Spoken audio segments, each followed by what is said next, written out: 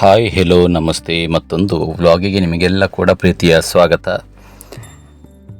ನಾನು ನಿಮ್ಮ ಪ್ರೀತಿಯ ಸತೀಶ್ ಸಾಲ್ಯಾಂಚಾರ್ ಮಾಡಿ.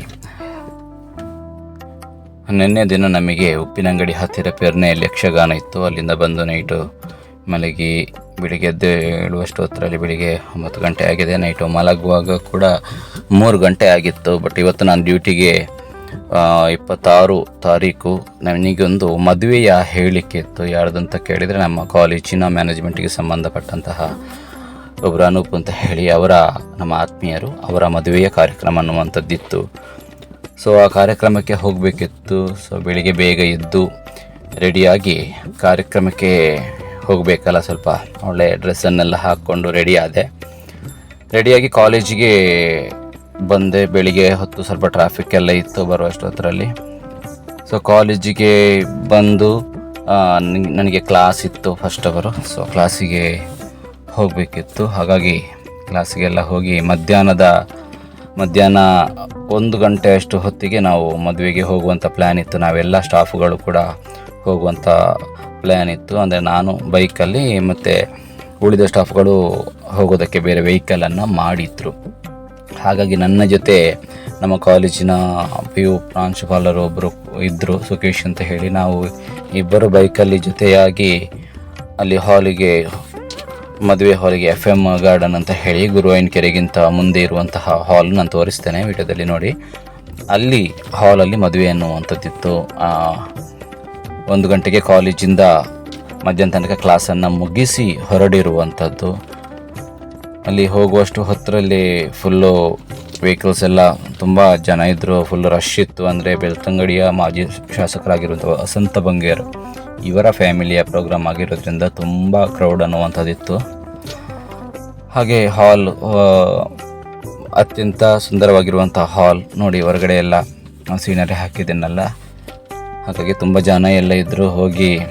ಈಗ ಜ್ಯೂಸನ್ನೆಲ್ಲ ಕುಡ್ದೆ ಇತ್ತು, ಪಿಸ್ತಾ ಜ್ಯೂಸ್ ಇತ್ತು, ಅದೆಲ್ಲವನ್ನು ಕುಡಿದೆವು. ಅಷ್ಟು ನಾವು ಹೋಗಿ ರೀಚ್ ಆಗುವಷ್ಟು ಹೊತ್ತರಲ್ಲಿ ನಮ್ಮ ಉಳಿದ ಸ್ಟಾಫ್ ಕೂಡ ಅಲ್ಲಿ ಬಂದು ರೀಚ್ ಆದರು. ಸೊ ಒಟ್ಟಿಗೆ ಹೋಗಿ ಮೊದಲು ನಾವು ವಿಶ್ ಮಾಡಲಿಕ್ಕೆ ಹೋಗಲಿಲ್ಲ. ನಾವು ಮೊದಲು ಭೋಜನದ ವ್ಯವಸ್ಥೆಯನ್ನು ಸ್ವೀಕಾರ ಮಾಡಿದ್ದೇವೆ. ಅಂದರೆ ಆಫ್ಟರ್ನೂನ್ ಮಧ್ಯಾಹ್ನ ನಂತರ ಕೂಡ ಕ್ಲಾಸಸ್ ಇತ್ತು. ಸೊ ಹಾಗಾಗಿ ಕ್ಲಾಸ್ ಅಟೆಂಡ್ ಆಗಬೇಕಿತ್ತು. ಹಾಗಾಗಿ ಕಾಲೇಜಿಗೆ ಬರಬೇಕಿತ್ತಲ್ಲ, ಹಾಗಾಗಿ ಬೇಗ ಹೋಗಿ ಸ್ವಲ್ಪ ಫ್ರೀ ಇತ್ತು ಊಟದ ಹತ್ತಿರ. ಸೊ ಊಟದ ಹತ್ರ ಹೋದ್ವಿ. ಚಿಕನ್, ಮಟನ್ನು ಮತ್ತು ಬೇರೆ ಐಟಮ್ಸ್ಗಳೆಲ್ಲ ನಾನೇನು ತೋರಿಸಿದ್ದೇನೆ ಎಲ್ಲ ಐಟಮ್ಸ್ಗಳಿತ್ತು. ಬಿರಿಯಾನಿ ಇತ್ತು, ವೆಜ್ ನಾನ್ ವೆಜ್ ಸಪ್ರೇಟ್ ಆಗಿತ್ತು. ಮತ್ತು ಐಸ್ ಕ್ರೀಮ್ ಇತ್ತು, ಕ್ಯಾರೆಟ್ ಹಲ್ವಾ ಅನ್ನುವಂಥದ್ದು, ಸೋಡಾ ಶರ್ಬತ್ ಅನ್ನುವಂಥದ್ದಿತ್ತು. ಎಲ್ಲ ಒಳ್ಳೆಯ ಭೋಜನ. ಸೊ ಹಾಗಾಗಿ ನಾನು ಮತ್ತು ಪ್ರಾಂಶುಪಾಲರು ನಾವಿರುವರು ಒಟ್ಟಿಗೆ ಭೋಜನವನ್ನು ಸ್ವೀಕರಿಸಿದೆವು. ಅತ್ಯಂತ ಒಳ್ಳೆಯ ಭೋಜನದ ವ್ಯವಸ್ಥೆಯನ್ನು ಕೂಡ ಒದಗಿಸಲಾಗಿತ್ತು. ಮತ್ತು ಹಾಲ್ ಕೂಡ ಒಳಗಡೆ ನೋಡಿದರೆ ತುಂಬ ಚೆನ್ನಾಗಿರುವಂತಹ ಅತ್ಯಂತ ನೀಟ್ ಆ್ಯಂಡ್ ಒಳ್ಳೆಯ ಲೈಟಿಂಗ್ಸ್ ವ್ಯವಸ್ಥೆಗಳಿರುವಂತಹ ಒಂದು ಹಾಲ್, ಒಳ್ಳೆ ಹಾಲ್ ಆಗಿ ಇತ್ತು. ಸೊ ಫುಲ್ಲು ರಶ್ ಇದ್ದರು. ಆಲ್ರೆಡಿ ಎಲ್ಲ ವಿಶ್ ಮಾಡೋದಕ್ಕೆ ಫುಲ್ಲು ಸರದಿ ಸಾಲಲ್ಲಿ ನಿಂತಿದ್ದರು. ಮತ್ತು ಅಲ್ಲಿ ಸ್ವಲ್ಪ ಸಂಗೀತ ಕಾರ್ಯಕ್ರಮ ಅಂದರೆ ಸ್ಯಾಕ್ಸ್ಫೋನ್ ಕಾರ್ಯಕ್ರಮಗಳು ಕೂಡ ಆಗ್ತಾ ಇತ್ತು, ಚೆನ್ನಾಗಿ ನುಡಿಸ್ತಾ ಇದ್ರು. ಅದನ್ನು ಕೂಡ ಸ್ವಲ್ಪ ಕೇಳಿ ಅಷ್ಟೊತ್ತರಲ್ಲಾಗುವಾಗ ನಮ್ಮನ್ನು ಕಾಲೇಜ್ ಸ್ಟಾಫುಗಳಿಗೆ ಮ್ಯಾನೇಜ್ಮೆಂಟ್ ವಿಶೇಷವಾಗಿ ನಮಗೆ ಅಲ್ಲಿ ಮತ್ತೆ ಕ್ಲಾಸಿಗೆ ಲೇಟ್ ಆಗುತ್ತೆ ಅಂತ ಹೇಳಿ ನಮ್ಮನ್ನು ವಿಶ್ ಮಾಡೋದಕ್ಕೆ ಬಿಟ್ಟರು. ಸೊ ಅವ್ರ ಜೊತೆ ವಿಶ್ ಎಲ್ಲ ಮಾಡಿ ಒಂದು ಫೋಟೋ ಎಲ್ಲ ತಗೊಂಡಿದ್ದೇವೆ. ಮತ್ತು ಸಪ್ರೇಟಾಗಿ ನಮ್ಮ ಮದುಮಗ ಅನೂಪ್ ಅವರ ಜೊತೆ ಹಾಗೆ ಅವರ ಮಿಸಸ್ ಜೊತೆ ಒಂದು ಸೆಲ್ಫಿಯನ್ನು ಕೂಡ ತಗೊಂಡ್ವಿ, ಬೇಕಾಗ್ತದೆ ಅಂತ ಹೇಳಿ.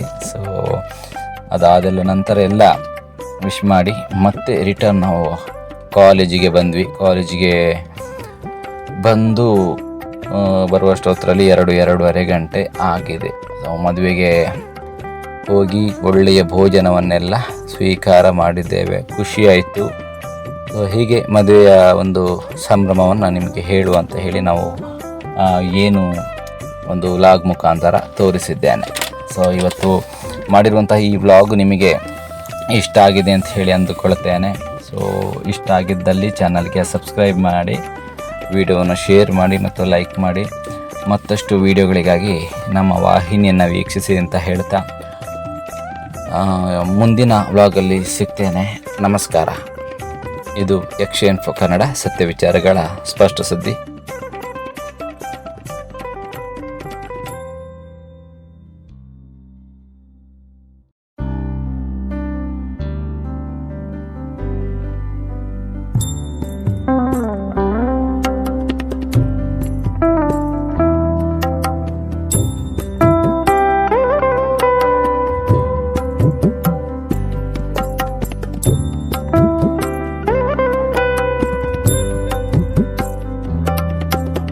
ಧನ್ಯವಾದಗಳು.